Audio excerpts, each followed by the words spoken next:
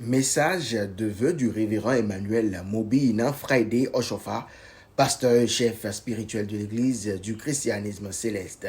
Chers frères et sœurs, alors que nous sommes au seuil de la nouvelle année 2024, je vous salue tous au nom puissant de notre Seigneur et Sauveur Jésus-Christ et je vous souhaite également une nouvelle année 2024 heureuse et prospère. L'entrée dans la nouvelle année ne doit pas être seulement une question de réjouissance, d'excitation et de célébration.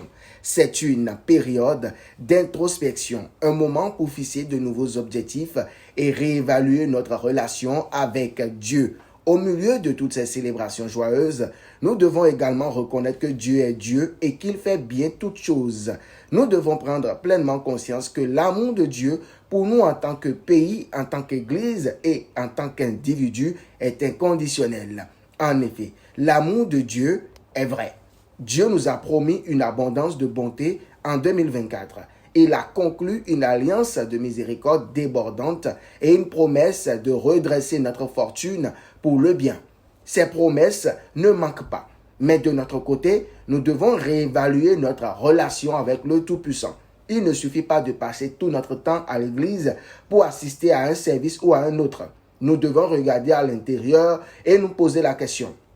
Sommes-nous semblables au Christ dans notre comportement, notre attitude et nos relations avec nos voisins? Notre vie reflète-t-elle Christ dans tout ce que nous faisons?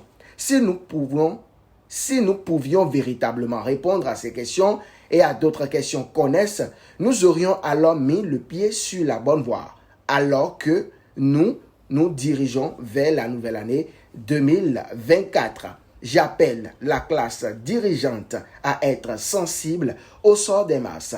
Beaucoup ont été appauvris par une inflation galopante qui a mis les besoins fondamentaux de la vie hors de portée des masses.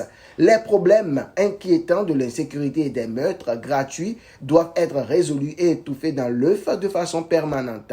La triste vérité est que la postérité jugera certainement mal nos dirigeants s'ils ne parviennent pas à faire les choses correctement à ce moment critique de l'histoire du Nigeria. Nous reconnaissons que la tâche qui attend les dirigeants du pays est herculéenne. Mais en tant qu'Église, l'Église céleste du Christ ne cessera pas de prier pour la direction, la grâce et la capacité divinement inspirée de Dieu de diriger le navire de la nation au milieu de tous les défis. Je prie pour que le Seigneur soutienne et guide nos dirigeants. Au nom de Jésus, Amen. C'est également ma prière pour que la fortune de notre pays, le Nigeria, ainsi que notre fortune individuelle, tourne pour le bien au cours de la nouvelle année 2024. Puisse cette nouvelle année inaugurer la paix, le secours et les bénédictions abondantes auxquelles nous aspirons tous dans cette grande nation. Encore une fois, je vous souhaite une nouvelle année 2024 bénie et épanouissante. Son éminence, le révérend Emmanuel Friday Oshofa, pasteur chef de l'Église du christianisme céleste.